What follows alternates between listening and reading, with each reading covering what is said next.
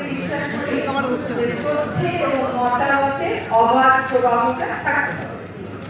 সেখানে আমরা ভুল করবো, সেখান থেকে আমরা শিখবো এবং সেখান থেকে আমরা আজকে যে পত্রিকাটার অনুষ্ঠানে এসেছি আমাদের আজকে 10 বছর পূর্তি হলো। একটা প্রতিষ্ঠান করার ক্ষেত্রে 10 বছর খুব বড় সময় নয়। আমরা বলতে পারি প্রাতিষ্ঠানিক পর্যায়ে পার হয়ে এই পত্রিকাটি এমন একটা সময় অধ্যায় এই পত্রিকাটি পড়লো যখন আসলে সত্যিকার অর্থে দেশে একটা গণতন্ত্রের সূচনার যাত্রা শুরু আমরা করতে পারছি। এর আগে যদি আমরা 16টা বছরই আসলে আমরা মত প্রকাশের স্বাধীনতা থেকে এক অর্থে বঞ্চিত ছিলাম। যখন ওই 16 বছরের 10 বছরই তাদের যাত্রা ছিল, আমি নিশ্চিত যে সেটা নির্মিত ছিল না, সেখানে নানা রকম বাধা বিপত্তি ছিল। আশা করি সেই বাধা বিপত্তি এখন আপনারা অনুভব করছেন না, এবং আগামীতে যখন একটা নির্বাচিত সরকার দেশ পরিচালনার দায়িত্বে যাবে তখন গণতন্ত্রকে সুসংহত করতে বাংলাদেশ সমাচার, যার নামই শুরু হয়েছে বাংলাদেশ দিয়ে, সেটা একটা সুদৃঢ় বস্তুনিষ্ঠ ভূমিকা পালন করবে। আপনাদের সকলকে অনেক অভিনন্দন যে আপনারা স্বৈরাচারের সময় জন্ম নিয়ে 10 বছর পার করতে পেরেছে। আশা করি আগামী পথযাত্রা গণতন্ত্রের সাথে সাথে আপনাদের পথযাত্রাও শক্তিশালী হবে। সবচেয়ে জরুরি বিষয়টা আসলে আমি আরেকটু সময় থাকতে পারলে ভালো লাগতো। বিষয়টা হয়েছে যে আপনারা জানেন যে একজন রাষ্ট্রীয় অতিথি আমাদের এখানে এসেছে। ওনার আগমন উপলক্ষে আমাদের সকলের কর্মসূচিতেই পরিবর্তন এসেছে।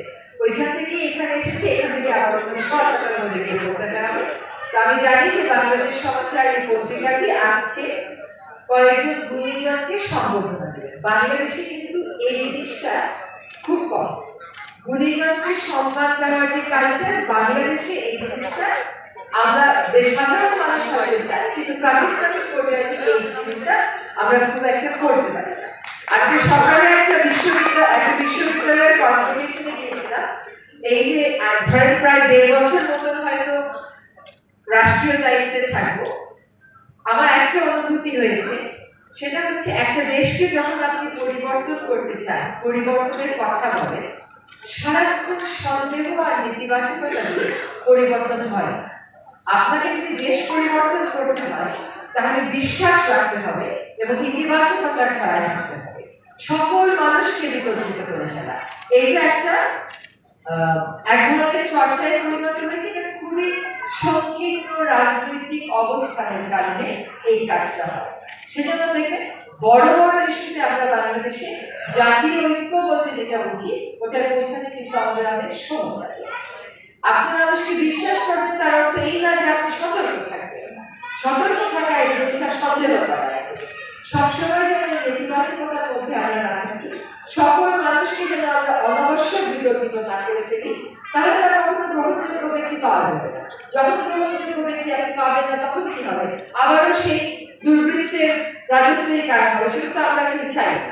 সেই উদ্দেশ্য নিয়ে যে অপপ্রচারগুলো হয়, সেই অপপ্রচারের ঊর্ধ্বে থেকে বস্তুনিষ্ঠ সাংবাদিকতা পরিচয় নিয়ে বাংলাদেশ সমাচার এগিয়ে যাবে, এটা আমার একটা প্রত্যাশা। আজকে যারা গুণীজন সংবর্ধনায় সম্মানিত হবে তাদের সকলকে আমার আগাম অভিনন্দন। আপনাদের কয়েকজনের নাম আমি দেখেছি, কয়েকজনকে আমি চিনি, আপনাদের কাজের সাথে আমি পরিচিত, তাতে আমি নিশ্চিত যে আপনারা সঠিক মানদণ্ডে সম্মান পেতে এখানে আসবে। তো আপনাদের জন্য অভিনন্দন থাকবে। বাংলাদেশ সমাচারের আগামী পথ চলা কণ্ঠমুক্ত হোক, আগামী পথ চলা সুদৃঢ় হোক। দেশের মানুষ যা চায়, যে কথাটা শুনতে চায়, সেই কথাটাই যেন বাংলাদেশ সমাচার তুলে আনতে পারে এবং দেশ গঠনে, গণতান্ত্রিক একটা সমাজ গঠনে ভূমিকা রাখতে পারে, সেই প্রত্যাশা ব্যক্ত করে আগামী 10 বছরের জন্মদিনের শুভেচ্ছা। ধন্যবাদ। প্রধান অতিথি যার আগমন আমাদের এই অনুষ্ঠান সার্থক হয়েছে, সুন্দর থেকে সুন্দরতম হয়ে উঠেছে। আমরা মাননীয় উপদেষ্টা মহোদয়ের জন্য আমাদের আসলে আমি আপনার জীবন রিসার্চ করে আমি একটা কবিতা লিখেছিলাম, পড়বো না, মানে শুধু একটি কথা বলবো আপনার সম্পর্কে। লিখেছিলাম যে আচ্ছা, আমি শেষ কথাটা বলি। 1000 বছর বেঁচে থাকা কবি, মানুষের অন্তরে কর্ম তোমার ছড়াবে আলো, জনম জনম ধরে বিশ্বজনীন সমান তোমার প্রজ্ঞাময়ী তুমি, ধন্য মোরা, ধন্য তুমি, ধন্য মোরা প্রিয় জন্মভূমি। তা আমরা বেশি কথা নেই, আমাদের দুই তিনজনের আমাদের কয়েকজনের কয়েকটা ইয়ে একটু তুলে দেবেন বেশ তাহলে উপদেশ বিশেষ অতিথি দুর্গা এসেছেন।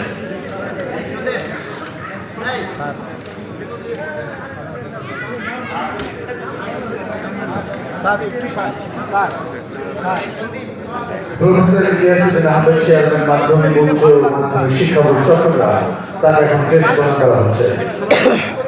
মোহাম্মদ মাসুদ আলম সাগর, প্রধান চট্টগ্রাম বিভাগ, বাংলাদেশ সমাচার। সম্পাদক বাংলাদেশ সমাচার। প্রকৌশলী Sandeep Dutta, chief executive officer, CEO, Bangladesh Samachar.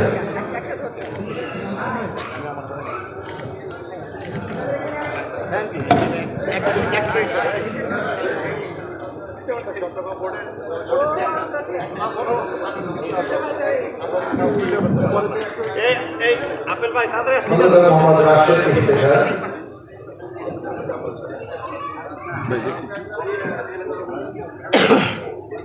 Mohammad Jahangir Hossain, প্রতিষ্ঠাতা chairman Jahangir Sunlife diagnostic centre hospital.